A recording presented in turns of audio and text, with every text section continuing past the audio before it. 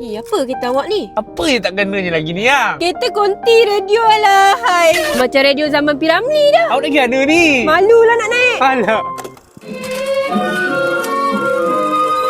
Malam bulan di pagar bintang makin indah jika dipandang bagaikan.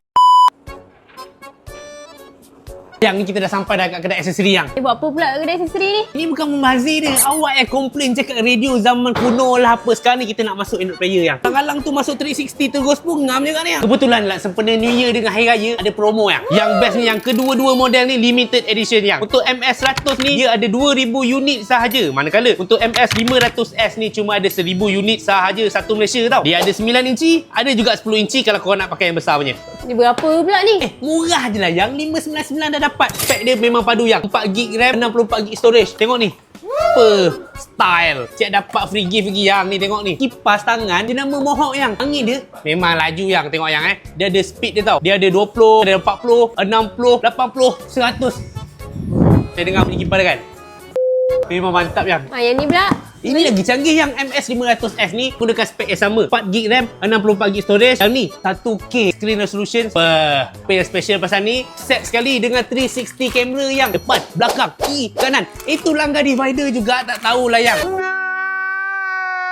Dapat juga kipas tangan daripada Mohawk yang. Dia rasa kalau sayang bawa kereta bini langgar divider ni, ambil yang 360 tu terus lah. Jalan lah. Dia jadilah.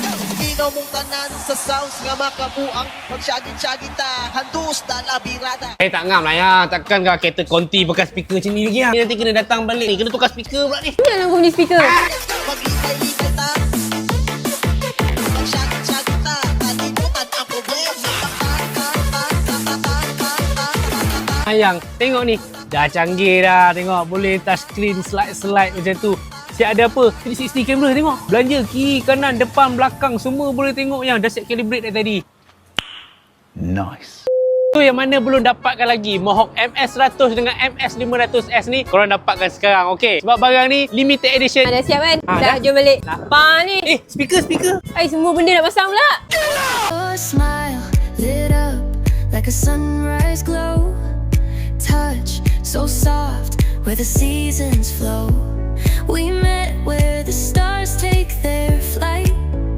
Every moment with you feels just right. Whisper your